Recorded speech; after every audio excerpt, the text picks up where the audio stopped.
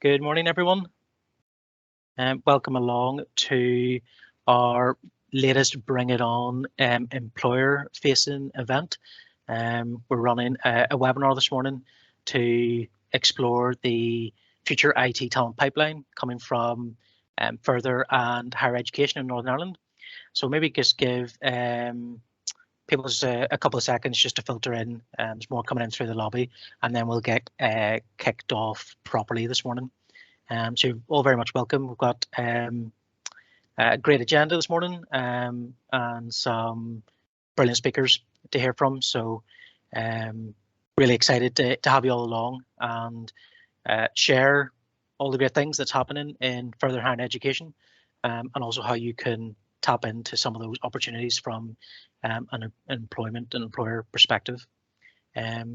So I'll kick off, and yeah, if there's anyone else filters in, I can let those in. Just to say, this morning's session is being recorded, so we will get it edited, and it'll be on the Bring It On website in the coming weeks as a resource for employers to watch back as and when needed.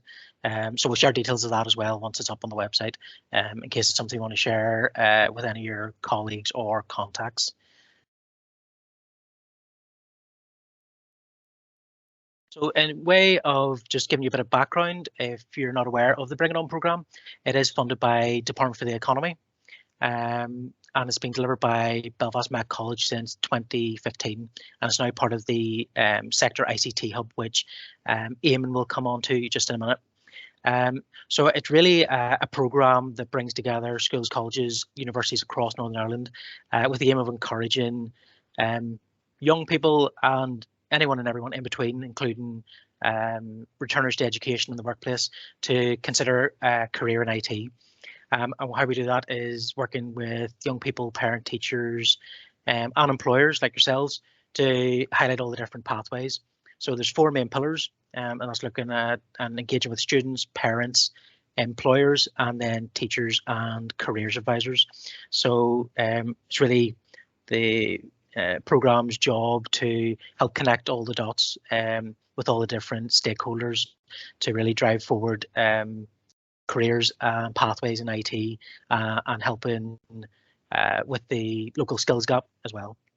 In terms of today's agenda, so we're going to be hearing from Eamon Brankin. So he'll be he's the digital IT hub coordinator working at Belfast Met, but he'll be speaking on behalf of all the 6 colleges further education. We then have Leslie Brady from Fintru. So Fintru are a real great local success story, and Leslie will be just highlighting, profiling how Fintru have engaged with the local colleges and universities to help pipeline and bring in a range of talent at different levels into the business. Next up, we have Andrew McDowell from Queen's University Belfast, and Andrew's going to take us through Queen's range of programmes through computer science and IT. Next up, we have LockTech. So Sean McDermott, their chief executive, is going to be giving us a sort of whistle-stop tour of his business, his startup, his journey so far, and how I suppose LockTech are at the start of their journey in terms of engaging with local colleges and universities to help provide placement and employment opportunities within his business. And next up, we have the Open University in Northern Ireland. We have Anthony, Jim and Jill from the School of Computing and Communications, and they'll bring us through their various different levels of programmes and opportunities available to you as employers. And then lastly, we have Aidan McCaughey from Ulster University. So he's a senior lecturer in the university, and again, he'll be profiling all the different programmes and pathways available from a student and graduate perspective, and how you can tap in as an employer to some of those programmes and provide placements and ongoing employment opportunities as well.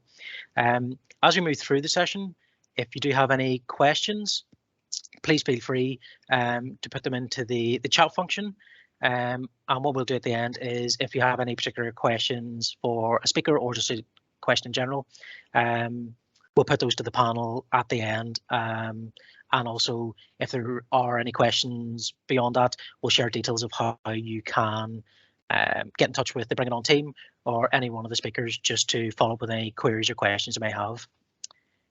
On that note, I will pass you over to Eamon, who is going to take us through the further education provision in Northern Ireland on behalf of the 6 colleges. Thanks, Eamon.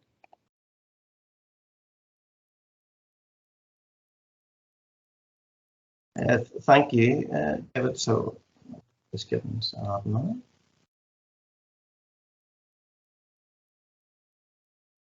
Now, just checking you can see okay the presentation. Yeah, all good. Cheers, Eamon. Yeah, so thanks for attending this event today. I'm here to talk about the FE College's curriculum provision. There are a number of innovative initiatives that we're taking forward. So today is a chance to update you all in terms of where we're progressing. My job is Digital IT Hub Manager, and for those that aren't sure what the hub is, the hub is a collaborative group, so the 6 colleges work as a whole in relation to IT, and the idea is that we look at curriculum development and CPD activities, what provision we are offering, and it helps liaise with companies. Now, why has there been a big change? Why are we looking at this sort of conference today? So I'm looking at some of the more recent publications. There has been the 10x economy together with the software skills for the 10x economy, which has helped to show and highlight where we can move forward in terms of IT to try and enhance the curriculum provision as long as what industry needs are. More recently, the actual gap has been identified with the cybersecurity snapshot and the most recent skills barometer report, which showed that IT is one of the most undersupplied subjects. So we need to be able to increase the talent pipeline, thus the need for this conference to inform yourselves. Additionally, we have the skills strategy for Northern Ireland, which is there to help us again look at some of the more holistic approaches in terms of how we can address this shortfall. We'll start off and I want to look at what our full-time provision is and highlight a couple of new initiatives that are currently in development. So we start off with the level 2.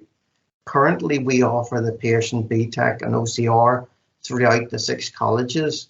We are in the transition process, so we are bringing in traineeships, which is like a non-employed apprenticeship, and that will replace the BTEC and OCR, and that is expected to come in from September 2023.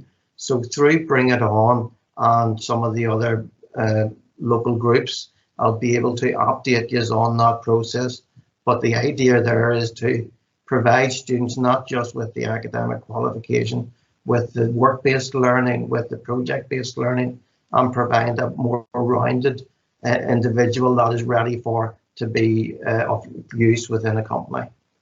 In terms of level 3, we have a Pearson BTEC OCR, and we've already started the transition process across into advanced technicals and vocational awards. And I'm going to go through that in a small minute, what they are, explain what it is, what the difference, and highlight how the colleges are moving forward to ensure that the graduates that come out of the colleges are again ready to be implemented into a company. In addition, we have initiatives to increase the number of GCSE A-level applications, and we currently offer that as well. Level 4 and 5, we have the normal HNC, HND foundation degree, and new to the colleges is we now offer level 6 provision with some of the provision at HLA. For example, Southwest College offers a degree at level 6 in computer science. Now, the advanced technical is one of the initiatives, and it's to try and provide people with, as well as the academic skills, the vocational skills, and take the skills that are said by companies that they need with the students and be able to embed that into the course.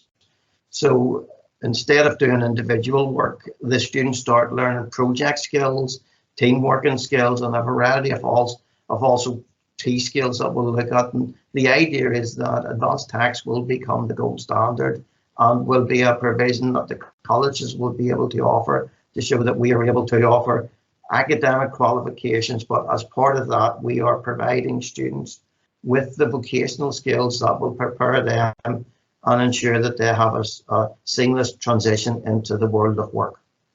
In order to help that, we are looking at transversal skills to be able to broaden the students' provision. We are looking at project-based learning and a balanced curriculum that includes both the academic, the technical, the workplace, and the wider skills. So we provide trainees that on the completion of the advanced technicals are easily transferable into the workplace. And that's why we have the self-management, digital literacy, working with others, skills that companies see are very beneficial. But as this event is focused on companies, the main item I'm going to highlight is the IT apprenticeships and HLS. Through the sectoral partnership, we have developed a new ICT HLA booklet that is available for companies that will provide you information on all the provision offered through universities and colleges. And if you send me an email, I'll be able to send this booklet out to yourselves. I'm going to do a quick overview today, but there is a booklet available with more information that I'll be able to send out to you. So in terms of level 3 provision, the colleges offer the information technology apprenticeship, and it's been a qualification that we have recently updated. There was initially a software development and networking infrastructure pathway. We have been able to supplement that with digital forensics and cybersecurity, specific specialist paths. We also have a telecoms through the IT and telecoms. To update is where we are. We're currently going to update the telecoms. It's going to hopefully go under review this year with the idea of a new provision for September 23 based on a consultation process with industry, the same as a normal apprenticeship model. We also have higher level apprenticeships at level 5 in terms of general computing provision. So the general computing provision would go through programming, networking, database, project management, cybersecurity, gives them a good rounding in all areas and is offered by a variety of different colleges. Additionally to this, we have 4 more specialist paths. So you have seen the emergence of foundation degrees in HLAs in cloud and application development, so that as part of this process, students are aware of how to be able to develop, manage, and administer cloud-based resources, including data, and be able to analyze data using cloud-based resources, as well as having security implications for that. And there's 2 specialist courses that now exist and are available for enrollment for September 2022. We have 2 further cyber provision with potentially more provision on the way. So for those companies interested in cyber, we have 2 colleges that offer cyber-specific provision that will in order help you to build up your cyber resources and skills within your workforce. We're now able to, as we said, be able to provide up to level 6 cover, and we have 2 HLAs available, one in cybersecurity and the other one in software, cloud, and application development. And the idea of both the level 6 provision is to expand on from the level 5 provision and allow a transition process through, so the students have a path to get a full degree. As part of this event, I would like to invite you to a couple of different other events that the colleges are holding. So there is an IT apprenticeship event at Belfast Metropolitan College, and it runs from 12 o'clock to 1 o'clock on the 27th of April. It's a webinar, so you just need to log in. You don't need to attend in person. So if anybody wants to find out what at level 3 5 and 6 we offer in Belfast, are offered in Belfast Metropolitan College. All you need to do is look for the link on the PowerPoint when David sends it out, click and join. So I'll hopefully welcome some of you for that presentation. And going forward, what we have is, as well as the generic computing provision, we have a couple of specialist areas. I wanted to highlight cyber as one of the areas that what we've been able to do is support the development of company employees as they progress through their journey in your company, as well as their academic journey. So we start off with the level 3 advanced tax, the apprenticeships and traineeships.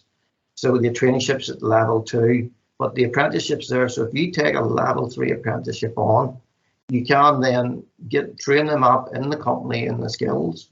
Then once they're finished, you then look at the jobs, the experience they have, progress them through the company into different levels, and we will support that through the HLA and foundation degree at level 4 and 5. Once you find that they're well established into the company and are moving into or thinking of degree and some of the higher levels research skills, we then have the level 6 degree in cyber that is then able to be available as HLA that will finish that journey with the students completing the full degree. So this is all available as apprenticeship and will help the students through their complete journey from starting your company at either level 3 foundation degree or level 6, or doing the whole journey through the company.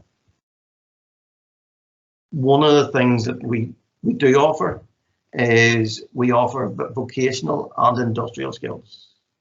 And we find that, you know, with an academic qualification, you want a reassurance that the graduates or trainees have the skills that are applicable to industry.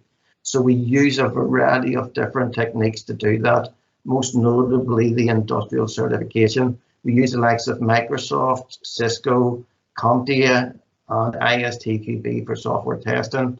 And we have some of the colleges are Microsoft Learn for Educator partners, so we're able to offer MTA embedded into the courses. A great initiative that is coming up is the Future Digital Makers Initiative, and this is a great initiative that is being piloted by Southern Regional College with an expected rollout to the other colleges once the project is embedded. And the idea of this is that we have 4 strands. We're looking to set up coder workshops to promote coding and programming within school kids. We're looking to look at key stage 4 software development provision, increasing that. We're looking at offering and supporting schools and offering the A-level in system software development, as well as we're looking at curriculum design through the hub. And the curriculum design, as you can see, level 2 traineeship from September 2023, level 3 advanced tech, together with the additional foundation degree and degree provision. And again, we have another event I would invite you to. It's Tuesday the 12th of April, 8:30 a.m. This is an event in person. It's in Southern Regional College, Banbridge campus. And if you want to find out more information about this strategy of how we're helping the industry and helping the schools to support and improve the pipeline, you're welcome along to this event. And if you're looking to attend, if you send myself an email or Stephen Rogan, whose email is included in this presentation, an email, he will be the one that will be able to will manage it on the day. And I think it's a great initiative, and hopefully a couple of people from here will be able to attend. Additionally to that, what we have found is that with companies as well as potential students, there is a demystification. You know, what is an apprenticeship? How is a company going to use an apprenticeship? You know, as a student, what benefits do I get from an apprenticeship in comparison to going to full-time education? And sometimes a lot of people don't know. And there is brilliant people that go on to full-time education that don't understand that you can get free education and work at the same time and come out, instead of just doing a full-time education, you can come out with the academic, the experience and all the skills. So the colleges, 6 colleges together, have got together to develop Mentor Connect. And as part of Mentor Connect, we have 3 toolkits. We have a toolkit for the employer to explain what the apprenticeship is, how it helps, how you're able to embed that into your company, how it works, all the different information around that. We're also, for an apprentice, able to develop a toolkit for the apprentice to inform them of what an apprenticeship is, what are the benefits, what was your responsibility as doing, how do you get an apprenticeship started off, etc. So the third one is just on a mentor. So for companies that are looking for mentors, there's a third one there that we can look at. So the idea is that we're providing resources for both companies to be able to understand better what the apprenticeship structure is and be able to fully utilize it in the company, as well as promoting that to students. As a bit of a summary, the FE colleges between them are spread geographically over a large area. So they offer courses throughout Northern Ireland. So we offer a wide range of provision up to level 6 provision. We offer apprenticeships and HLAs in both general computing along with specialist provision to meet local needs. And what we do is we find that the companies find the students good and beneficial because of the vendor certification, because that ensures that the skills that companies require are embedded into the qualification. So it's not an academic qualification, it's an academic qualification with the industrial skills embedded into the course and certified through vendor certification. We have started with the evolution of specialist provision. We have specialist cyber labs. We have Southwest College, that is a Cyber First Gold Award winner. We also have the likes of the Azure Cloud, Azure Lab Services that we use with students, so they have actually worked in a cloud environment, creating resources, managing resources, storing data, and building large applications. So whenever they go to a company, they already have an understanding of the skills and are able to apply it rather than just a conceptual knowledge. And we also have the cloud and security embedded into a variety of different programs at higher level provision, with some coverage at level 3, but mainly at level 4, 5, and 6. We've been able to provide special courses designed around cloud and also cybersecurity in order to embed this in, so that there is that focus. And the idea is that we're always, as the FE colleges, listening to companies and want to get feedback from yourselves in order to respond to the demand from industry for people. And what we want to do is look at 2 things. We want to be able to increase the number of young people and increase the talent pipeline, and ensure that the skills that we are providing to the trainees are the skills required by industry. So that's the 2 big items going forward. And finally, thanks very much for listening. If you have any other information, you can send me an email and I'll be able to respond to any query. So hopefully that was beneficial. And I'll pass you back to David.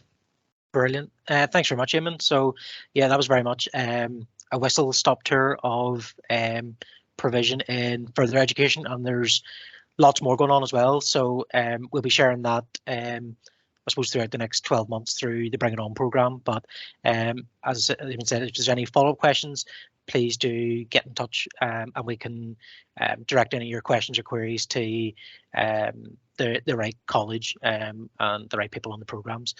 So thanks, Eamon. Next up, we have Fintru. So Leslie Brady is a senior associate in the company, working in the technology talent development lead.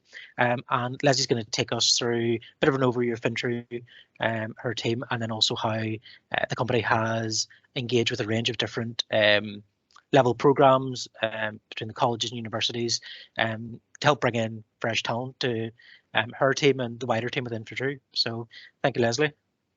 Good morning. Thanks very much, David. Morning, everyone. Let me just get my screen shared here. And if you can't see it, if you can just let me know, but hopefully that. All good. All good. Perfect. So yeah, as David said, I'm the talent development lead in the tech team in Infantry. And a lot of the, part of my job would be looking after all of our entry-level talent that come in. So that would be the graduates, the apprentices, and the placement students, or the interns, as we like to call them. So what I'm going to talk about this morning is the pathways into our team. So I'll talk a little bit about the team just to set the scene of the types of things that we do. And then I'll talk a little bit about the people that we would bring in through the tech team. So in terms of our team at Infantry, we have two sides of the team, if you like. We have the internal tech teams, and they're the guys that look after all of the things that we use in Infantry as a business. So that will be the laptops that we're using, our infrastructure, our networks, all of our corporate functions, so any HR, finance, software, things like that, and all of the cybersecurity. So that's the internal tech teams. It's the internal technology that we use.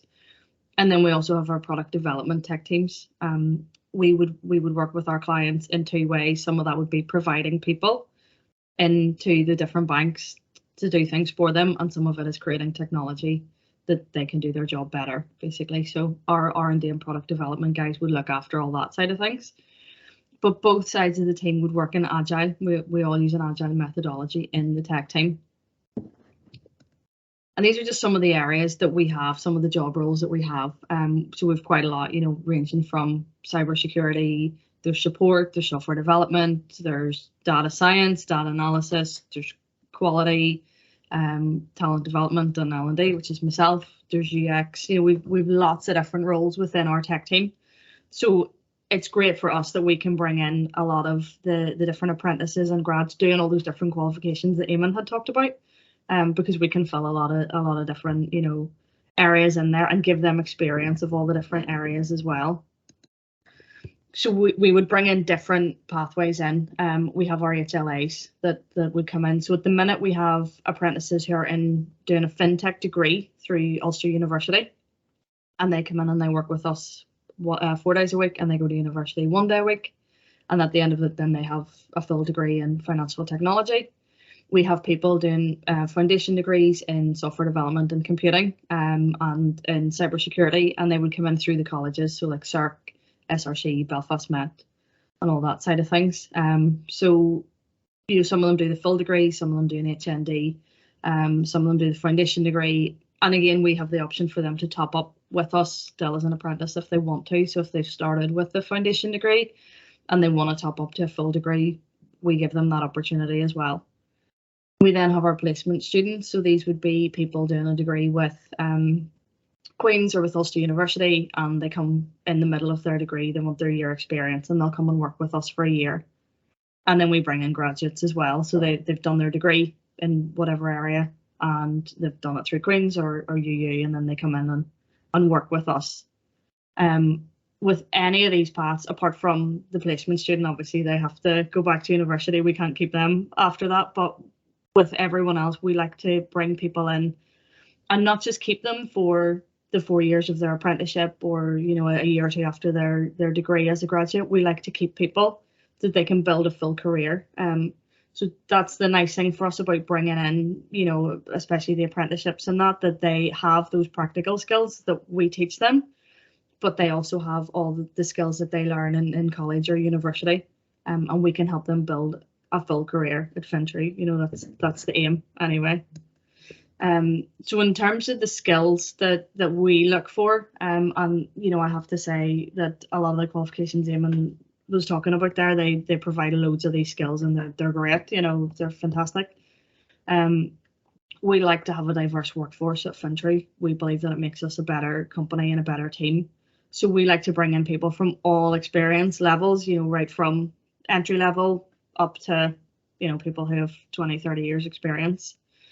So a lot of our HLA students will come in with a level 3 or with A levels, whatever their kind of equivalent is. And we don't like them to feel like, oh, I'm just an apprentice, my opinion doesn't matter. We encourage them to put forward their opinion right from day one. We have our graduates that come in with a degree, and normally it's not, not just a pure IT degree. We have people who've come in with like a chemistry degree, and then they've gone and done a master's in software engineering or something like that. So we bring in people that don't have pure IT degrees. This is just in the tech side I'm talking. Obviously in the finance side they'll have their own finance degrees and things like that, but in the tech side we don't need people to have a full IT type degree. And then obviously with people who come in from other companies, and they'll have a mix. So sometimes we'll get people from another company who have done an apprenticeship with a different company, or something like that, which is great for us as well, because they've got those practical skills, but then they've also got the skills that they've learned in college or university. So I'll just talk a little bit about what we offer to those different, interns and grads, and that, what we kind of look for and what we offer for them. So for any interns coming in, these guys are coming in for a year. We like to provide them with a lot of training and development, because we realise that your placement year is very, very important. And selfishly, we also hope that they'll come back again afterwards. So it's a win-win for everybody. So we would provide training in the technical skills that they maybe haven't done, or refreshers on some of the things that they have done. No college or university can cover everything in the IT sector, because there's so many programming languages and technologies used. So we would give them training in all the stuff that we use that they may or may not already have.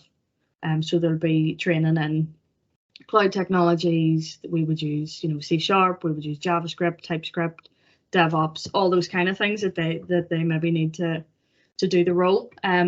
We also provide training in financial services. So we want to know, why am I building this product for our clients? What do they use it for? What do they do in their day-to-day job that we're going to help them with? And a lot of people who are coming in, if they're entry level especially, and even when I went into Fintra, I didn't really understand everything that the finance side did. So we would give training on that as well, so that people can have a full picture of what do Fintra do and why am I here and how can I help. And then we'll give some training for people who may need it on the professional skills as well. So there's training on communication skills, there's training on presentation skills, how to work in a professional corporate environment, meeting etiquette, all those kind of things, because that's fantastic a job as the colleges do. They can't do everything. They're already trying to do so much. So we would give training on that if people feel that they need it. We give them a lot of access to our culture and our networks as well. So although they're put in a team, in their Scrum team and the tech team, they get to meet other teams, they get to meet everyone else in the tech team, they get to meet everyone else in the company. So there's a lot of networking opportunities, there's a lot of cultural opportunities, social events, with Easter quiz coming up that everyone can go to and things like that. So it gives them a bit of an insight into what other people do, as well as having a bit more of a community, especially the last couple of years with a lot of people working at home and virtual. I know that some of the entry-level guys have come in and struggled a little bit and felt a bit isolated. So we like to have a lot of the culture and networking things there for them to give them that support. And then we offer progression as well. So we would have them in, they stay a year, they obviously go back to university. And then what we do, if they're willing and all of that, is bring them back in when they've graduated, offer them a graduate position, and put them in year 2 of the graduate program. So it gives them a little step up in their career, instead of having to come in back to year 1 as a graduate when they've already got that year's experience. So we offer them that career progression as well. And having the talent development team in the tech team as well that I would head up would give them opportunities for career progression and training and things like that, and give them advice even. I know when I was at university, and I don't think much has changed, you don't know what you want to do sometimes. I'm 40 and sometimes I still think, wouldn't it be great to go and be an astronaut or something? I don't think any of us really know what we want to do. So we give them a lot of advice on career progression, or is this the right career for them? What else is out there? And what we normally do with the interns is that we have them either in our Belfast or our Northwest office. it's pretty flexible in terms of where they live closest. You know, if you live in the Northwest, you shouldn't have to travel to Belfast every day, and vice versa, although we do offer the hybrid working environment now. We open our applications normally in October, and then the successful candidates will join August or September the year after.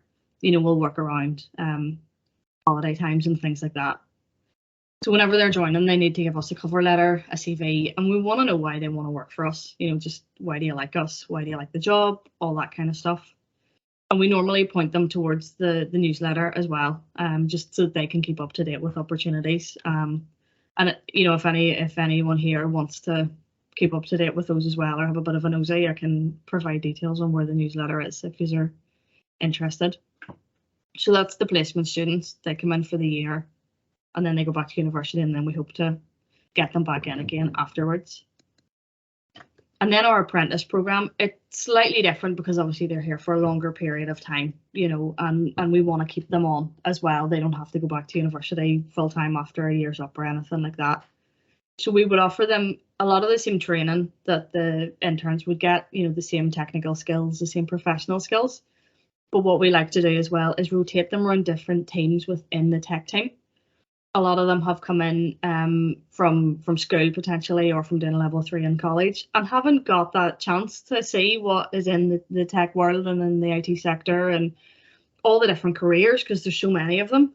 So we rotate them around the different teams and give them periods of time in the different teams and see what they like and what they don't like, and then help them pick their career path. And again, they have the same access to all the network and the culture and all those kind of things as well that the interns have, and the same kind of career progression that they have as well. And we would again offer them across the Northwest and the Belfast offices. At the minute, we would take in HLAs who are doing a foundation degree in cybersecurity or computing, as I mentioned earlier, and people who are doing a degree in financial technology. At the minute, we have 15 apprentices over the different courses, and we're bringing in some more then in September. So we normally open our applications for this around March, you know, February, March time. And they must apply to us and the college. It's important that they apply to us and the college or the university, just to make sure that although we might give them a job, they get on the course as well. And then they join us in August, September, and they stay for, you know, hopefully many years to come. So although they have their 2, 3, 4 year, whatever it is, apprenticeship, we want to keep them on after that. So what we look for in those 2 areas would be any kind of background, any kind of degree that they're doing that's vaguely relevant, or anyone with a level 3 or A levels that are relevant. But for us, we're more about the personality, because we figure that we can teach the technical skills if they don't have it, because I know the colleges do, you know, whatever technical skills depending on what they're studying and all that, but they don't cover everything, and nor should we expect them to. So we'll step in and teach whatever technical skills that we use that are not maybe taught in colleges, but you can't teach the personality. You know, that's kind of how we see it anyway. So if we have someone who comes in who's motivated, ambitious, wants to learn, wants to be a team player, wants to build their career, we can teach them the rest. And that's kind of how we see it. You know, obviously the grads and the interns come in with a bit more experience because they've done some university time, but with the apprentices especially, we don't expect them to have as much of that experience there. So we'll teach them the rest if they come in with the right personality. So that's me. Thanks very much for listening. Hope everyone got something out of that. If you have any questions, you know, obviously ask away, and I'm sure David can pass those on. Thanks very much, David. Brilliant. Thanks, Leslie. And yeah, that's a really great example of, I suppose, demonstrating that as much as the college and universities and all the great work that we do, is that, I suppose, no one's the finished article, and it's great to be able to demonstrate the support and, I suppose, the learning and development pathways that Fintra have developed then for any of the sort of apprentices or graduates coming out of education, and that, you know, you appreciate that there's work on the employer side as well then to, I suppose, shape and mold your talent in terms of working for your and delivering for your clients. So thank you very much, Leslie, and all the best with your astronaut plans as well. Brilliant. Thanks very much. So next up we have Queen's University. So we have Andrew McDowell, and he's the Associate Dean of Education for the Faculty of Engineering and Physical Sciences. So I'm just going to hand over to Andrew. Take it away. Thank you.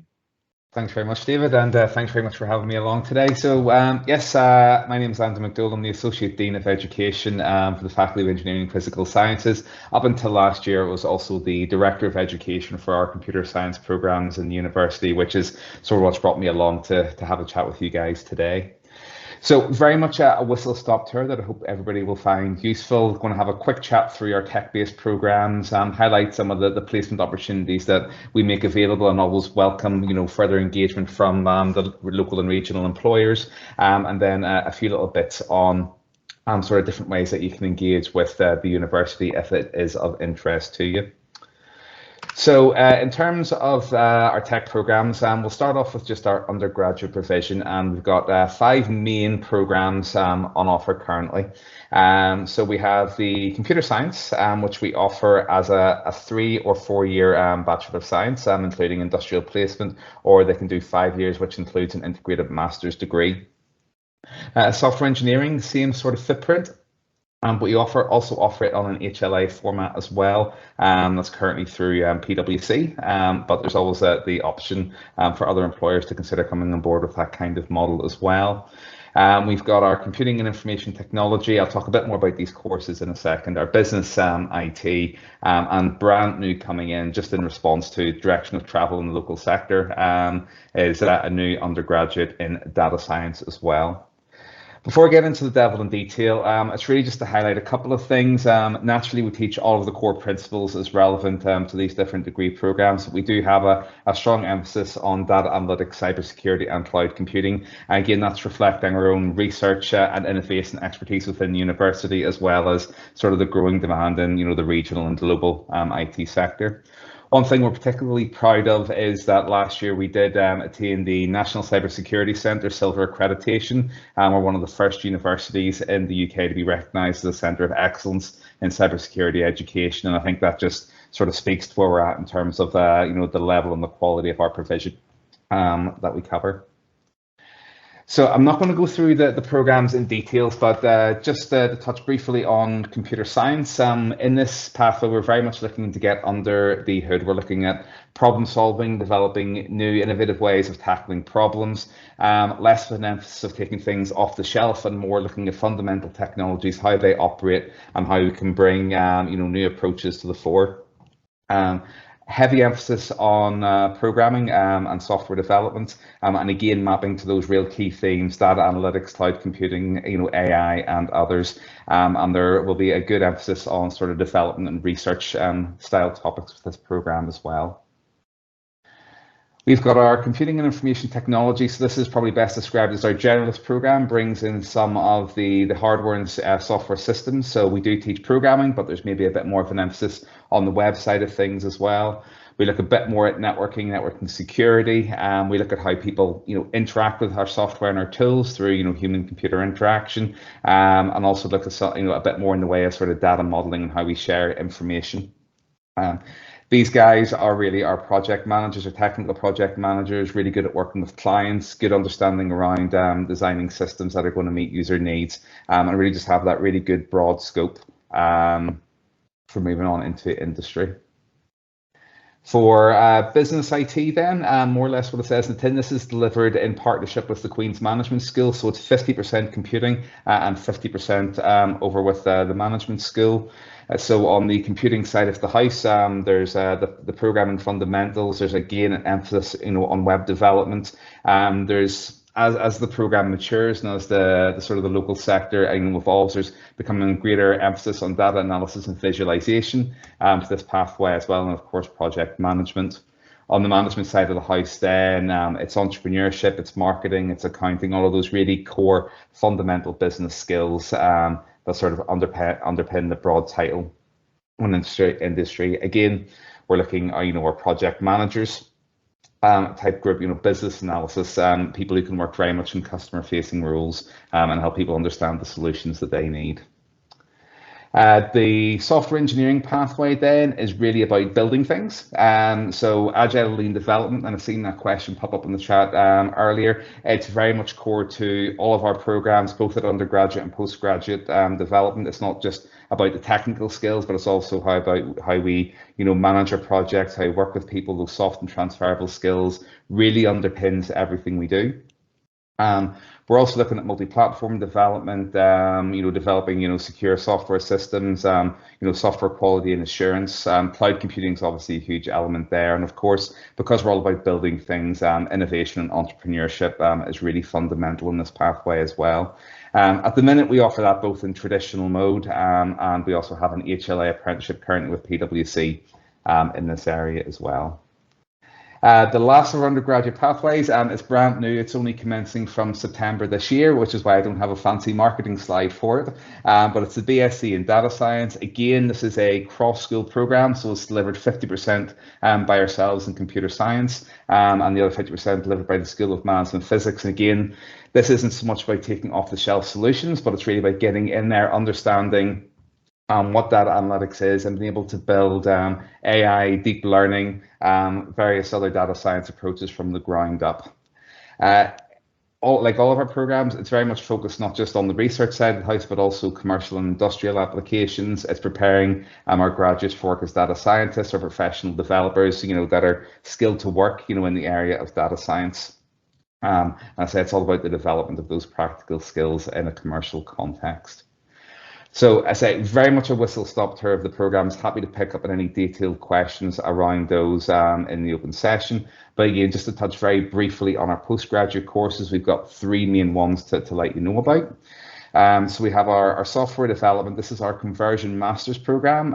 It's 1 year full-time or 2 or 3 years part-time, depending on the intensity of study you wish to choose.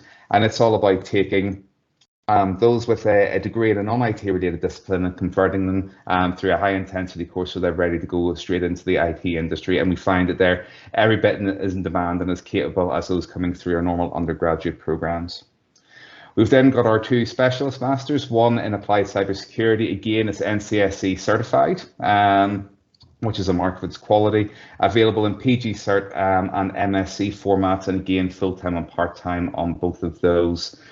We also have our data analytics, similar themes to what we have in the undergraduate data science, delivered in partnership with our School of Maths and Physics, and also has full-time and part-time options. And really just to emphasize that software development, it's been designed in collaboration with industry. We know there's huge demand for IT graduates in the sector. So this really was a ground up program to meet those local needs. And we constantly work with industry to sort of update and tweak that spec so it still remains current to what we need across the sector. So say that is very much the whistle-stop tour across the programs. The other bit I wanted to chat about was just the placement opportunities that our students have. There's really 3 ways that we find students and employers engaging in this way. All of our undergraduate programs embed a year of professional experience. So this is taken between their 2nd and their 3rd year of study with the university. They'll go out in the industry. It's a mandatory part of their program. We feel to be really graduate ready. They have to have had at least some time, out in the field working in industry. One, to help them figure out what they want to do, what they don't want to do, but also to understand how all of the skills that we're covering in their program actually work in a real world environment. Plus, developing those professional skills is really important too. So it's a core part of all of our undergraduate programs, and for our applied cybersecurity masters, it's also an optional add-on that they can undertake as well. I'll talk a little bit more about the details of that in a moment. We also have short internships. This could be over the Easter, over the summer, sometimes paid, sometimes unpaid, where students come in for anything from a week to a couple of months, and undertake a bit of experience with various companies. And then there's probably the more formalized method where we have higher level apprenticeships, various models available from your day release through to they'll actually just be effectively a normal student of the university, but will spend their holiday periods, particularly the Easter and the summer, working with their host company. So lots of different ways that we can engage in terms of those formal placement arrangements. Just in terms of that placement year, and I've pulled the statistics from the 1920 academic year, just because obviously we've had COVID and it's been a bit of a blip, but just to give an idea on what things were like in the normal time. Of our 400 to 500 undergraduates who will go out in placement every year, 90% of those choose to stay in Northern Ireland. They are paid placements, it's a requirement, and they would find they would get anything from sort of 12.5 to 23k. A few will go down to down south, mostly in and around Dublin. A few will go across the water to GB, and a few will also go internationally. In that year, we had 6 different countries and 6 different countries and 160 companies, involved. But I mean, we've had students undertake placement, as far as China, Australia. So students do like to travel and see other places, but most will stay at home. Just in terms of IT sector engagement, how different companies will engage with us varies depending on their stage of study. So stage 1 being first year, and again, we can sort of have those scholarships or insight weeks where they'll maybe join, a short internship in a company over the summer, or over the Easter period. In the second year, we do have a professional computing practice module. This is all about getting our students ready to apply and go out into industry for that 1-year placement. And again, having sort of guest lectures, having the likes of yourselves in, hosting mock interviews, providing CV advice and guidance, is always really useful to the students whenever they're going for that period. Quite often it's their first proper job or first proper application process they'll go through. So all the advice and guidance we can give them from industry as it currently is always really, really welcome. The placement year itself is obviously out with yourselves, undertaking some work. It's a minimum of 9 months, but sometimes gets extended over the summer depending on the organisation. For those undertaking a master's degree, we offer, again, research scholarships, summer internships they'll undertake as well through to their final year of study, whether they be the 3-year undergraduate or the 4-year master's. It's sort of working then towards their postgrad opportunities. So that's very briefly some of the different ways that we'll see the IT sector engaging. We engage with over 500 companies worldwide, some of these familiar, everything from small and medium enterprises right through. The more the merrier, the more companies we can work with and the greater experience we can get for our students, it's all the better for us. And such is the demand of the IT sector, as well as the university career days where we have employers coming down, setting up their stands and telling our students about all the great work you guys are doing. We actually have a mini career fair purely for tech jobs held in our computer science building every year, which we really welcome people to get involved with, to hear about all of the great things that go on. So really keen to work with IT companies in a range of ways. Quite nicely dovetails into the final part of what I wanted to chat about today is different ways that organisations can engage with Queen's. And to sort of summarise it at a high level, we've got different ways you can work within the curriculum, within our actual teaching itself. In our final year or over the summer for our master's programs, we always have a project that the students need to undertake.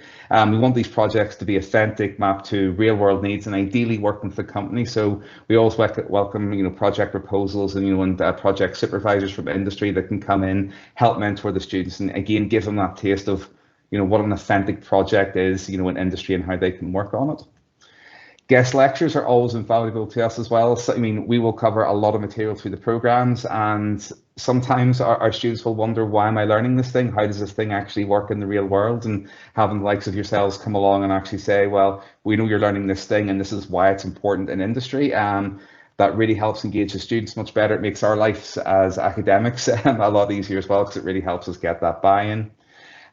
There's also the opportunity to sponsor things like prizes for top performance. Internships has been a really popular one that we've had in recent years, where a company will actually have a number of internships that are offered to top performing students or whatever criteria they wish to apply to, and there's various variations around that. There's some of the extracurricular and social activities that I'll talk about just in a moment. And then we also run an industrial advisory board. I mean, for us, 95% of our graduates will go on to work in the IT sector after graduation. We need to make sure that our courses are current and we're teaching to the right standards, and we really look to the likes of yourselves to keep us right on that. So that would be one of the main mechanisms we would engage with organisations in that way. Just in terms of the extracurricular piece, and again, I've seen a sort of couple of comments relating to this in terms of, you know, the EDI, the community side of things, creating those networks. At Queen's, we really like to see ourselves as a bit of a hub for connecting students with organisations, but not just within the curriculum, that sort of that broader social piece. So just some of the elements where we've had organisations getting involved. Hackathons have been huge, always mapped around something to do with the sustainable development goals these days.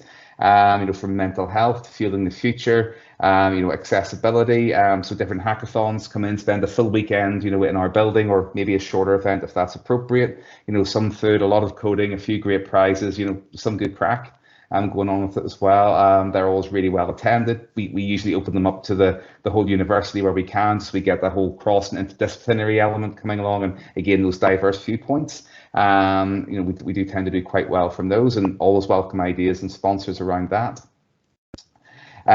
We have evening with tech events, so we will open it out to schools, to the colleges. We have parents evenings and get them in just to sort of see what is it like to study computing, what is it like to have a career in computing. We run into the problem occasionally where parents will say, you don't know what to do, go do computing, you'll get a good job and earn good money in that, or computing, that's all that gaming type stuff.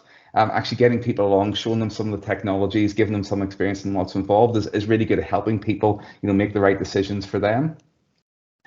We have our Queen's Community Society, which is really active as well. And again, anywhere that companies can come in and help support some of their events, and particularly through these social type events, which is, you know, less stress, you know, no hassle. It's a good way just to relax and find out a bit more and have a bit of fun. They're really good too. And then the last one is our Tech 2 Talks, our Tech Tuesdays. These were really popular before COVID. We've had to stand them down just as a result of that. But again, this isn't a recruiting opportunities for companies so much as what's the latest and greatest technologies that you guys are working on that you know you'd love to sort of stand up and tell people about. What's the next thing that, you know, our students should really be looking into, you know, and learning. Come in, doing a bit of a session, you know, on that. You know, we supply pizzas, coffee, all that sort of stuff. And then after that, you might have a bit of a workshop where the students come along, maybe do a few exercises. Always the opportunity there to talk, you know, a little bit about, you know, graduate opportunities and that, but the focus is very much on the, you know, the latest and greatest technologies, and again, all about sort of building those, you know, local networks. Because one thing we really want to do is to try and keep our students local, to support the local economy, because we know we've got that huge demand, and all of these events and showing them the opportunities that are right on their doorstep is so important, and we're keen to support that wherever we can. So as I say, whistle stop tour, very happy to pick up any questions, but just maybe to cover a few key contacts moving forward. As I said, my previous role was Director of Education of Computer Science. Dave Cutting is the guy currently post. Sadly, he wasn't able to be here today, so I've stepped in this place, but he's always happy to have a bit of a chat with people if there's anything you'd like to reach out and engage on. For the postgraduate side of the house, Aidan would be your main contact there. We have a dedicated careers team that look after our placement mini fairs, our students while they're on placement, and sort of help identify and link students with graduate opportunities. So they're always great to have a chat with. Doris leads up that team, and you know, it's great to have just a general chat with. And for any general queries, you've got the school's contact address there as well. I'm always happy to help where I can role, even though I'm in a different post now. I'm always keen to help and support computer science education where I can. So you can always give me a shout. And as I say, very much a whistle stop tour, but I've probably gone slightly over time, David, with apologies, but I'll hand back over to you at this point. No worries, thank you, Andrew. No, you did well to cram all of that in such a short space of time. It's great to see all the different, I suppose, even outside of the education and curriculum side of things, the extracurricular activities that employers can tap into as well to engage with students, and I suppose give back in a sense, and you know, share their knowledge. So that was brilliant to see that side of things as well. So thank you, Andrew. So next up, we have Sean McDermott from LockTech. Sean will give his own introduction, but we're keen to profile LockTech. So they're a managed IT services company based out of Oma, and really, I suppose, competing on the world stage. So over to you, Sean. Thank you. Morning, everyone. I'm going to try and share my screen. Yeah, I just worked into the presentation last week and spoke for 20 minutes before I realized I hadn't shared my screen. So you can hear, that's okay, David? Yeah. All good, yeah. Ready to rock and roll, yeah. Super, okay. So I'm Sean McDermott. I'm the owner of LockTech.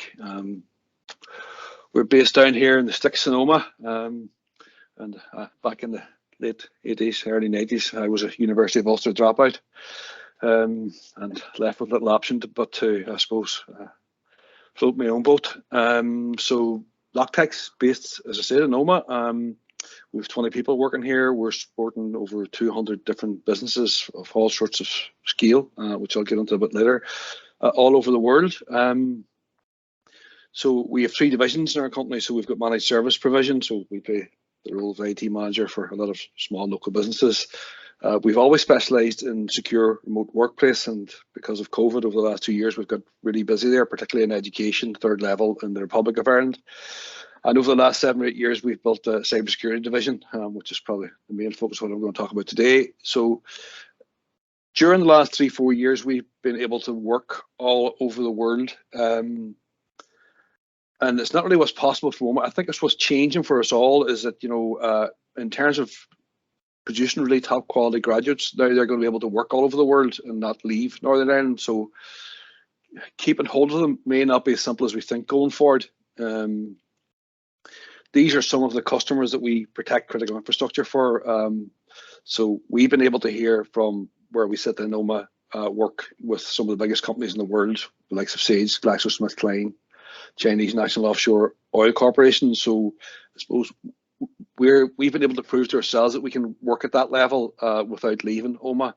So I think there's a big shift there for everyone, and there's a lot of opportunities for students and perhaps for the companies. And over the last 18 months, what we've seen is the need in small local companies for a change and and the application of cybersecurity. A lot of them in the past wouldn't have spent the money. It's probably a new item in their budget they hadn't thought about. These are 6 projects which we're working on this week. Woodville Construction, a very successful company. We started working with them 6 years ago, and they would have had a lot of senior engineers who would have had a student associated with that senior engineer to basically to read and send email for them. And we've taken them from there now to, they're going through an ERP installation. They've got a 365 instance, they've got a secure remote access solution. And we've got a security operation center watching their network 24/7, 365. So in 6 years, they've came a long way. So there's a big opportunity now everywhere for cybersecurity, even in small local firms. Our technicians sort of on a daily basis are working on incident response, doing security posture reviews, involved in a lot of demos. So some of the technology solutions that we do are quite complex, and we deal with a lot of CISOs. So we'll have quite intense proof of concepts with those guys, and the technicians here would play a big role in that. And I suppose when we employ a graduate or take someone to the local colleges, they may think that they're the finished article, and I would say that they're absolutely not. They're just at the start of a journey in terms of learning. So we would encourage them to lifelong learn, and we have a lot of plans for growth in our cyber division. And one of the things that we're seeing is that in our business, people talk about layered security, which basically means buying more tools, which create more alerts. And what the threat actors are currently up to is coming up with tactics where they're using tools that have been whitelisted to actually create havoc and do lots of bad deeds. So what's going to be needed in the future, I think, are eyes, people, to look at the technology and use less tools and less automation and perhaps less AI. And which leads me on to sort of say that maybe the shortfall in terms of people is maybe 3 times worse than we think, because we need those people 24/7, 365, and we're all used to an 8-hour day. So there may be a 3-fold skills gap that we haven't seen. And another unknown threat is going to be our local people being employed by people in other parts of the world. So that'll make the difficult job that we already have here at LockTech even more difficult in terms of getting people. So we would take quite a few students in here in different types of placements, and we try and explain to them all the sorts of different roles they are. And I suppose it's important for the colleges to think about that. And we see a lot of positive evidence there already of the students being told about what the possibilities are. We have just recently, we had a guy, Sean Daly, who's a graduate from Queen's, did the course with the conversion course, the cyber conversion course with the college here locally. So he's just started working with us. So that's a live instance of our collaboration with Southwest College. We think the HLC is a brilliant idea. It mightn't work for everybody. I suppose there's more to university than university. There's all sorts of life experiences there that are maybe missed out on the HLC. The placements are brilliant. We employ a much more rounded person. We have some of the schools locally that will give us short-term placements, and we think they're pointless. I think what the Southwest College done over the last couple of months in terms of getting a few employers in to talk to students is a far better approach, and letting us, sort of tell them what we think to an audience as opposed to one-to-one. And our LocTech ourselves, well, we have very little contact with local universities. We have a lot with the IT colleges in the south. I'm not really sure why that is. And that's really all I've got to say. Thank you. Any questions? Brilliant, thanks, Sean. I suppose if anyone does have any questions, please drop them into the chat, and we can field those at the end. And it's great to hear, I suppose, LocTech's more recent collaboration with Southwest, bringing in staff, and your plans to sort of grow that collaboration with colleges. And obviously, we've got 3 of the local universities on today, so maybe some new connections for you too, Sean, as well. Sure. Brilliant, thanks very much. Thank you. Thanks, Sean. So next up, we're going to hear from the Open University. So we actually we've got 3 for the price of 1. So we've got 3 speakers just to take us through their different major programs. So we have Anthony Johnson, we've Jim Gillen, and we've Jill Shaw, who all work out of the School of Computing and Communications. So over to Open University. Thank you. Can I confirm that you can see that?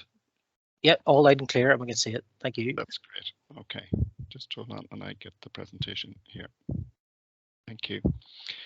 Good morning, everybody. My name's Jim Gillen. I lecture with the Open University in the School of Computing and Communications in the field of cybersecurity. And I'm joined this morning by my colleagues, Anthony and Jill, who will both introduce themselves as we progress through the presentation. I'm going to outline that the Open University is an online distance educator and institution that has been active now for over 50 years. And we offer our students qualifications in undergraduate and postgraduate. We provide this service through a number of platforms, and we're going to talk you through kind of the platforms and what we offer here this morning. So first up, what we're going to discuss is the platform known as OpenLearn, which the Open University established in 2006. It supports informal learners and OU students across many different free courses in order to give them confidence to start a formal study.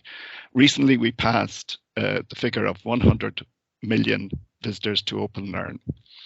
And the whole purpose of OpenLearn is to continuously respond to the world's need for free and relevant higher education, and gives people the opportunity to study that they wouldn't have otherwise. And it includes over 1,000 courses, and its mission is simple. It's to reach everybody that needs free access to higher education. So currently in the field of computing and IT and cybersecurity, we offer approximately 62 courses, and cite a couple of examples of those type of courses. One is we called Gamified Intelligent Cyber Aptitude and Skills Training. This will help our students understand online security and begin to start to protect themselves both in their digital life at home and at work.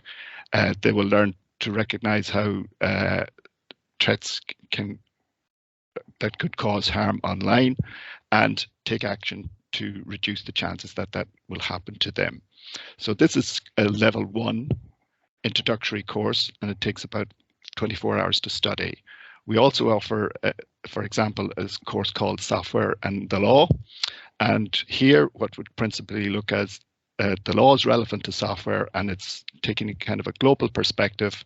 A major part of the course here is devoted to intellectual property law and the issue of who owns software and digital content and how ownership can be protected by the use of instruments such as copyright and patents. And that's considered a level 3 advanced course, and it takes 8 hours study. So the purpose of outlining the platform OpenLearn, which we offer these courses on, is that within your organizations you will recognize that you have staff who have many capabilities and abilities, and you may wish to be developing their career and their opportunities to progress with your organization. And these are kind of introductory courses that would maybe you assess their ability and capability to take on new roles within the organization. So that's our resource known as OpenLearn. I'm going to hand over now to Anthony, who's going to talk about what we offer to our virtual learning environment known as Student Home and the undergraduate opportunities that we offer and postgraduate that we offer there. Okay, thank you very much, Jim. Yes, my name is Anthony Johnston, and I'm a staff tutor with the Open University in the same School of Computing and Communication, and I specialise in cybersecurity. So I'm just going to talk about the undergraduate courses here, and we can see on the slide that we have the BSc in Computing and IT, and students can choose from 4 main strands: a general computer science, a web development strand, software development strand, and communication and networking.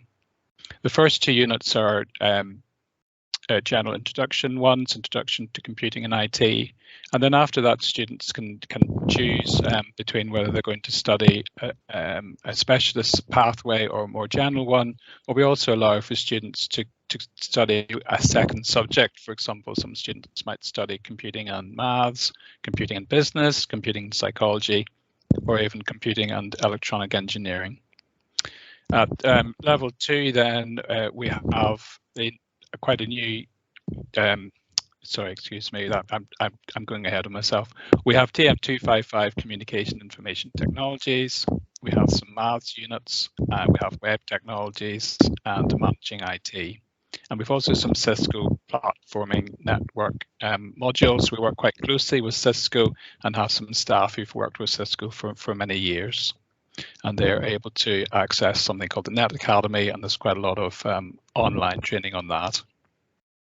Level 3 then students will specialise. It's worth also saying that students can just do one equivalent of 1 year full-time and do a certificate, or 2 years full-time and do a diploma. We also have a foundation degree in computing and IT practice and a top-up Bachelor of Science in computing and IT practice as well. Can we see the next slide, please, Jim? Okay, so for example, we also have, as well as the general IT, we also have a cybersecurity Bachelor of Science, which is similar to the other one, but with more specialization. So you can see there, for example, in year 2, there is a new unit called Computer Security and Digital Forensics, TM256. At the moment, we have about 600 students on that across the United Kingdom. In year 3, then, we've introduced systems penetration testing and ethical hacking, as well as the more general computing modules which you'd expect. Okay, I think that's me. Thank you very much. I'm going to pass over to Jill. Thank you. Hi, everybody. I'm Jill Shaw. I'm a staff tutor as well in the School of Computing and Communication, and I'm specialising in technology management. And I have a couple of slides here just to show you some of the modules and courses we have on offer through the Skill Up programme. That this will probably be most useful, I think, for employers in terms of skilling up your own workforce beyond what qualifications and skills they already have. So the Skill Up programme was established by the Department of the Economy, and we're now into our 3rd season of it, really, from the Open University, and it's really set up to support a range of online skills for economic priority sectors, and they're fully funded for the individual, so that's something that you could promote within your workforce and not need to pay for the fees. And we have a range of postgraduate modules. There's a lot of postgraduate modules in this scheme, but I've kind of picked out the ones that I think will be most useful for all of us gathered today. They are focused around the ones here on technology and management, and we have information security and then a separate one on data management. And then there's a couple looking at innovation in terms of technological innovation and innovation management, and then management change with systems thinking in practice. And then we've got a couple of more really technical modules on advanced networking and network security. And all of these modules are a 6-month online course. They usually are expecting students to study around 10 to 12 hours a week. So it's quite a meaty postgrad module, and that can be studied alone and get the certificate for that particular module, or it can be built up into postgrad cert or beyond in a master's. And so they're a really nice way of upskilling at that postgraduate level. And then moving on there into the next slide, please, Jim. I have some further information about the micro-credentials courses. So these are much shorter courses. They're usually around 12 weeks. And usually students are expected to study around 10 hours per week. These are also funded through the Skill Up programme, and the next round of these opens in mid-April and will close on the 16th of May. And I've just picked out again a couple of key courses here just to draw your attention to. At undergraduate level, we've got the AWS Solutions Architect, and that's in collaboration with Amazon Web Services. And we also have the Cisco DevOps using DevNet, and that's endorsed by Cisco Networking Academy.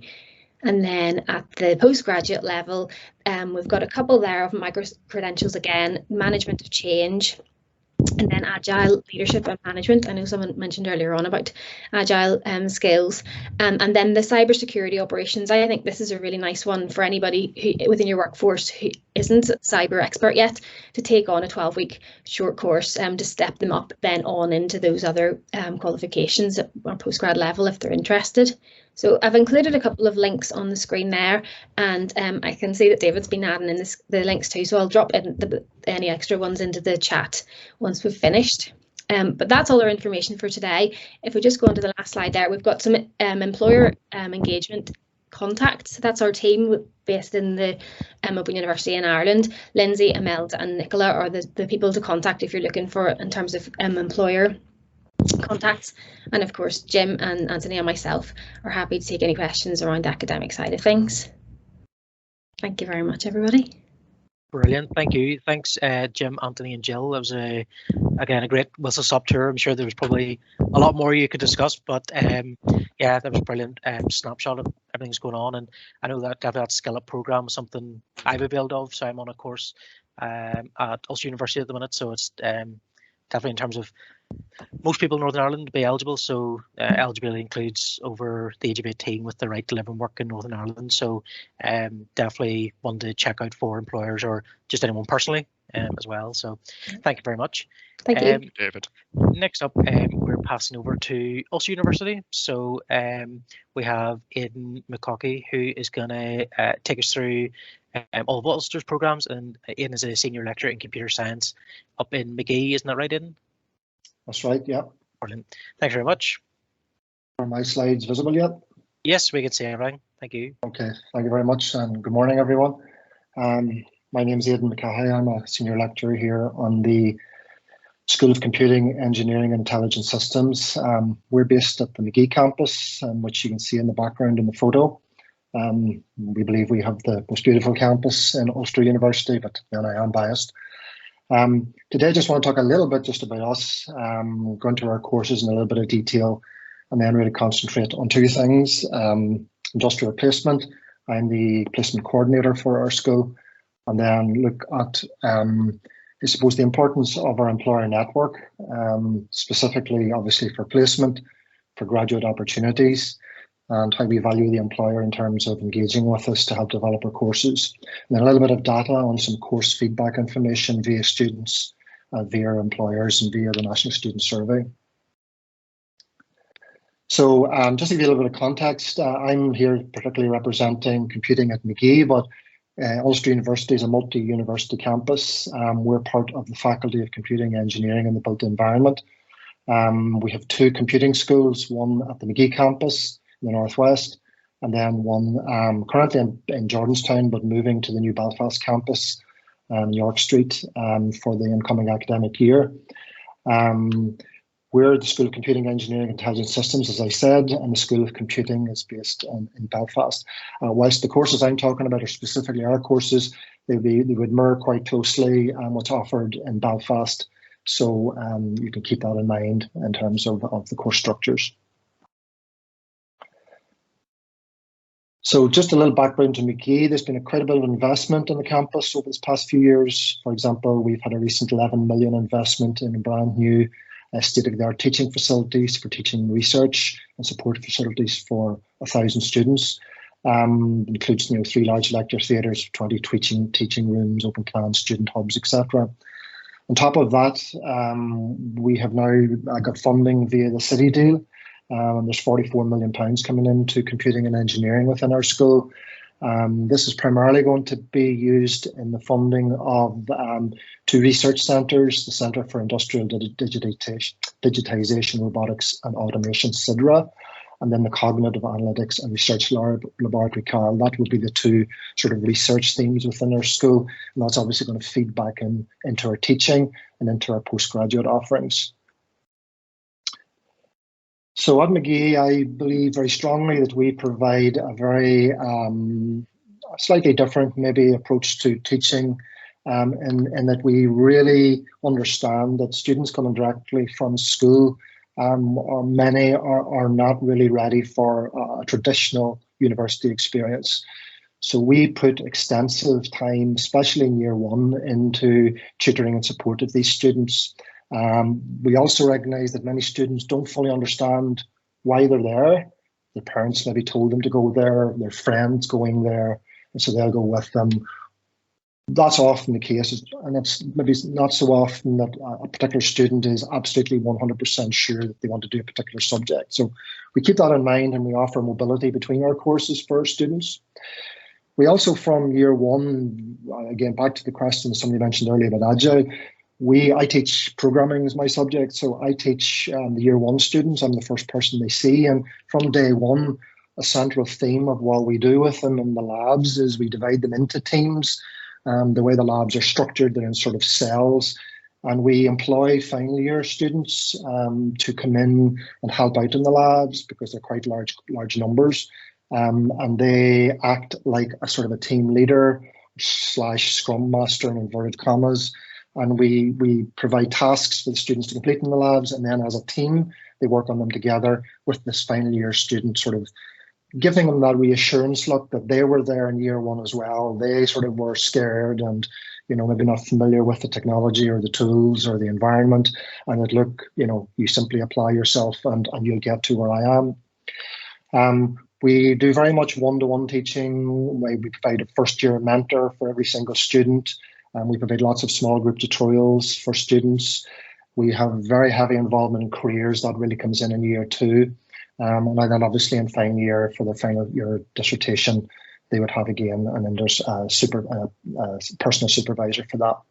We put a lot of time and money and effort into our labs and our teaching facilities.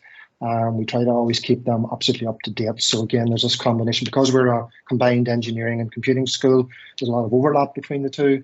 And we have students working on projects and showcases, especially in year 2, where we will have a combination of engineering and computing students working together on cross-discipline sort of projects. So things like robotics, Internet of Things, that type of thing. And then, as I said, we put a lot of emphasis into our employers. So we engage quite heavily with them. And we have over 20 employer and professional body annual awards every year. The photo here on the right is obviously pre-pandemic, and these would be the students who had won some or one of these particular sponsorship prizes or whatever from our employers or our professional bodies. So in terms of our course entry, we have the traditional route where students come in via direct entry and with A-levels. and then can enter onto one of our sort of 4 main courses. The 5th course at the end is a new course, which is just starting, so I'm not really going to talk about it today. I'm really going to concentrate on the 4 key courses, which are computer science, software systems development, computer science specialism, software systems development, information technologies, and artificial intelligence. The students can progress out of these courses into our master's program in data science, which is a postgraduate course. But optionally, we also have a conversion course called the MSc in Professional Software Development, and this is for students coming in from another discipline. We also have a direct entry into year 1 via an integrated foundation year for those students who don't achieve the direct entry route. And we also have students coming into year 2 in our courses from the foundation degrees completed with local colleges, typically Southwest College or Northwest College. So in terms of the course structure, all our courses are 4-year sandwich degrees with a year 3 in a paid placement or a study abroad option for those students who wish to do it. So the first year of our courses, we teach them the fundamentals of the subject area. And year 2, that is more applied. And then we put a lot of time and effort into processing skills through a module that tries to prepare students for placement and about employability, etc. They then go into year 3, which I say is the industrial placement, which I'll talk about in more detail later. And then some students go and study abroad. We have quite a good engagement with the University of Hiroshima in Japan, and we have 5 students now just have been approved to go and study there for the year. So we have students going in that, we have students going in Erasmus, we have students going and study USA, for example. Those will be the 3 main ones. And then final years where the students really come back from the placement year, hopefully with a better understanding of what sort of lights their fire, if you will, and where they would like to sort of specialize. And then they can apply that particular specialist knowledge in a final year project. And then they can choose, depending on their course, they can choose optional final year modules to develop a particular skill set in a particular area that may have interest. We try generally to develop skills that can be applied rather than go down the rabbit hole of trying to teach the newest technology, because I've been doing this a very long time. And if I had simply based what I understand today and what I learned over 30 years ago, I would be completely out of date. So as you know, computing is rapidly evolving. We try to teach the students the skills that allow them to evolve as the industry evolves, rather than jumping on the rabbit of the next skill or the next technology. So very quickly to look at the structure of our courses to get a bit more detail on what they actually contain. This would be a combined computer science and software systems development. So the main theme running through the computer science course is obviously software development. So in year 1, we create 2 modules in software development. In year 2, those are enhanced through traditional computer science modules in object-oriented programming and modeling, and algorithms and data structures. And then in final year, those modules will be enhanced again through applied modules in enterprise computing, cloud computing, and then concurrent distributed systems, for example. That's all backed up with traditional computer science modules like mathematics, database systems, computer hardware, computer networks and security. And then in year 2 and in year 4, we have another theme where they start to learn more about applied software development. So that would be, they would learn the essence of user experience, and it's important in application development. And then 2 pillars of sort of web development and mobile computing. And then those are an option to complete a more advanced mobile computing module in final year. And then we have a number of optional modules that the computer science students can choose. Some of them are pre-chosen for the software systems development ones. But for example, intelligent robotics, computer vision, mixed reality, cybersecurity. Our artificial intelligence course is, again, a variant of that. This is the ENG course. So a lot of the fundamentals of the computer science course are applicable here as well, but they would complete specialist modules, specifically more specific maths modules. They complete a maths for engineering module that our engineering students would do. And then they do particular artificial intelligence modules across years 1 and 2. And then they would obviously have very specific modules in final years. So they complete to do a module in computational intelligence and in computer vision, intelligent robotics, and cybersecurity. Year 3, as you can see here, is our industrial placement year. We'll talk about that in a minute. And then final year, across the whole of final year, the students are completing a final year project with a final year project supervisor. And again, I'll talk a little bit about the project in a second. Then we have the other main course is our information technology course. So this will be for students maybe who initially come in thinking they might want to have less of an emphasis on programming. But we find that these students are really about as capable as our computer science students, and many of them end up in software development roles because they find that they like it or they find they're good at it. But they would have more of an emphasis on more business systems, so they do business information systems modules, they do management information systems in year 2 and internet technologies. And then in year 4, business intelligence, network operating systems, web development and cybersecurity. So these students would go across more often than not IT support type roles in companies.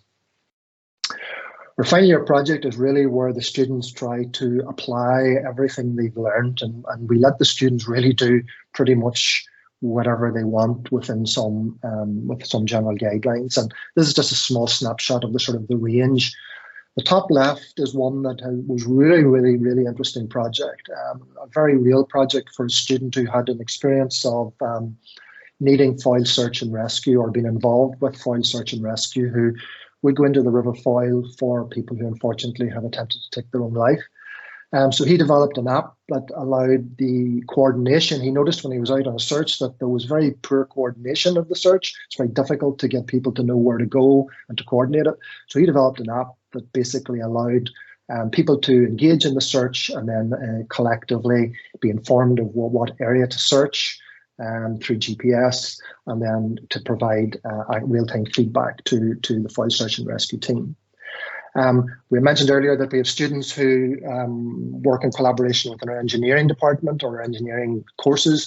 So bottom left was a very interesting project a student did on capturing campus-based data, set sensors around the various buildings within the campus, and then collect that data in an IoT type project. And they built a little Arduino-based board here that allowed them to capture this temperature sensor and then data and then do some analysis of it over time. And then we have some students who do more research type projects. So, for example, the one on the top right was actually a conference paper at the ISCC 2021, multi-objective optimization of cortical spiking neural networks with genetic algorithms. So it's very much on the intelligent system side. Obviously had a Dr. Kong Fat Wong Lin was the supervisor, and that is his specialist area.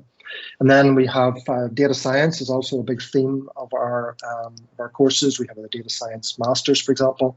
So again, here we have lots of students who do data science orientated projects, and then those students would quite often go on and do the masters in data science. So we had a student there during COVID who did an analysis of the COVID-19 analysis and classifier using a SARS-2 dataset scan that they had got online. So year 3 is our industrial placement year, and I want to sort of really talk more about this. So students typically spend 12 months, up to 14 months working as a normal company employee. What's in it for everyone? Well, for the student, primarily, it's about enhancing their careers prospects. It's about learning about what it's like in the world of work. They learn new skills, not just technical skills, but workplace skills. And we have found through historical data that those students who typically, we get anecdotally this comment that lots of staff make and say, see John, when he left in year 2, he was okay, but my God, since he's come back from placement year, he's a changed person. And that's quite often the case because the students really get a real application of the knowledge they learned in years 1 and 2 out in placement. And when they come back, they're really a different animal altogether. So we find that typically provides an enhanced academic performance in year 4. So what's in it for you, the employer? Well, I've got some data that I'll show at the end from our graduate employer survey. But for me, I think for computing in any case, many of our employers use it as what I call a long interview. So they employ students in year 2 to come in their placement year in year 3 with a view to holding on to those students as graduates. I think Leslie alluded to that earlier from Fintru, that's very much what they would hope. So it's difficult to get good students, it's difficult to get good employees who are skilled and who are good workers. And placement provides a good way to filter out those students that would make good long-term employees. It also helps provide, especially smaller companies, with a very flexible labour force, a sort of cost-effective labour force that they can bring in very quickly and take on a particular job. And it also provides those companies with a bridge into the university for a more long-term engagement. And what does it do for us, the university? Well, it helps us with engaging with employers. And we really need to respond to the needs of employers in terms of employer needs, in terms of changing our courses, where our courses are actually up for revalidation next year. So we will be engaging very much with our employer network to look at how we might amend our courses to better fill the employer needs. And it helps to encourage, for employers, it helps encourage links or for us, it helps encourage links with our employers and industry. And that can lead on to other things like KTP projects, fusion projects for organisations in the Republic, or even just research projects. We have a very large employer network. I think it's nearly 900 companies at the minute, from multinationals to little tiny companies. But from a computing perspective, some of the big ones that we would have a very strong involvement with would be the likes of Allstate, City, Liberty IT, Primerica, Seagate, Learning Pool, etc., and Civica in Belfast. We engage with them in many different fronts, and just a few. For example, Allstate have a big involvement with us. So Allstate actually sponsored one of our labs, you can see here. Obviously, that's good sponsorship for them to try and get their name out to the students as potential employees. As I said, many of our companies provide us with sponsorship and scholarships. Two sort of key ones here that have been with us for quite some time are Civica, who are based in Belfast, and Learning Pool, who are based here in the Northwest. For example, the Civica scholarship, the typical model would be the students would apply in year one for the scholarship. The student that is selected would get some sort of a stipend for the year, typically maybe £1,000, say, for example.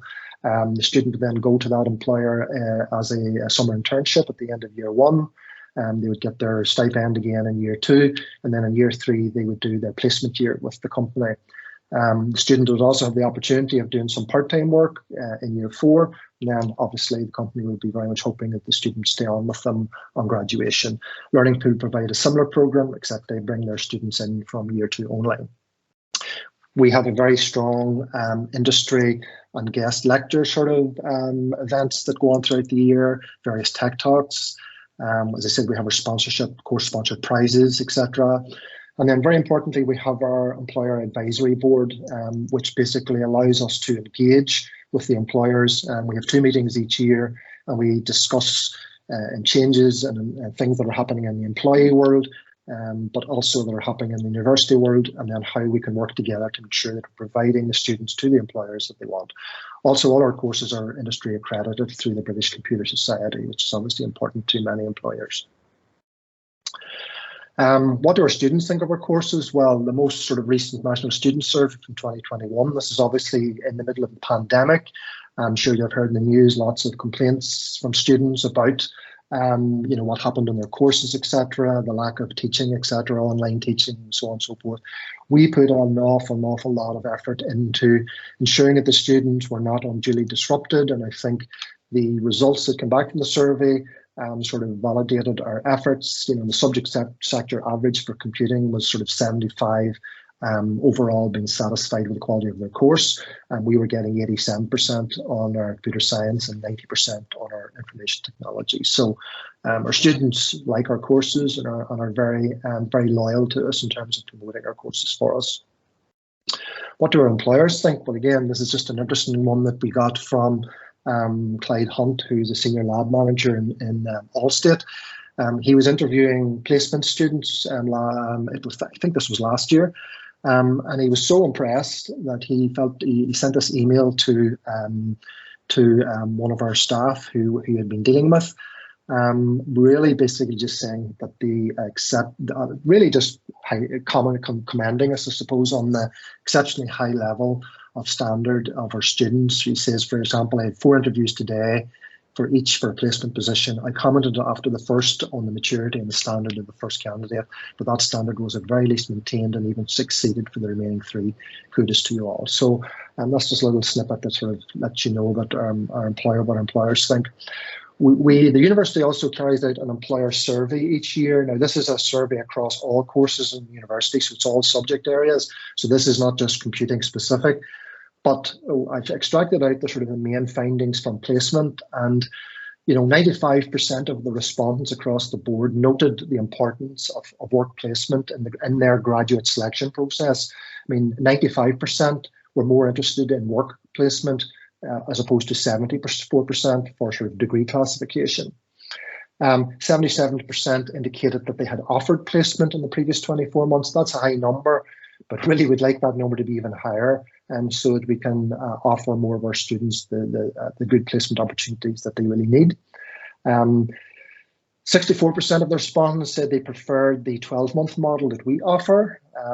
There are shorter term options for students up to 6 months, but the emphasis would be on at least a 12-month placement, and that's what the industry seems to want.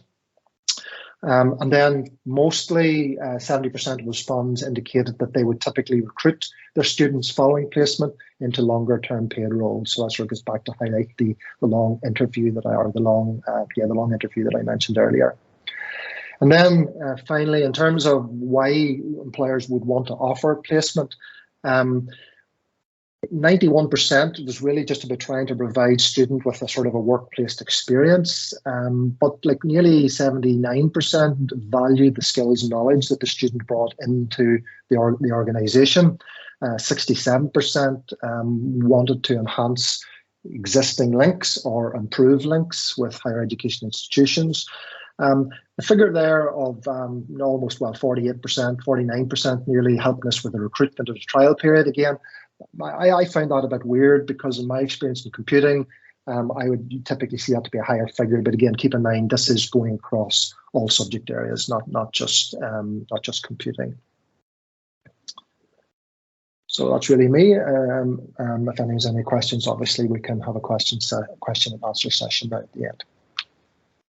Brilliant, thanks very much, Aidan. That was really interesting, especially some of those stats at the end in terms of the reflecting back what the employers are achieving and getting out of engaging with the university. And then it was also really interesting some of those I suppose real world solutions that are developed in those final year projects, and I suppose like they're a real beneficiary in terms of graduates moving forward into employment, that they've had their hands on a real world issue and being able to develop a solution as well. So that was really good.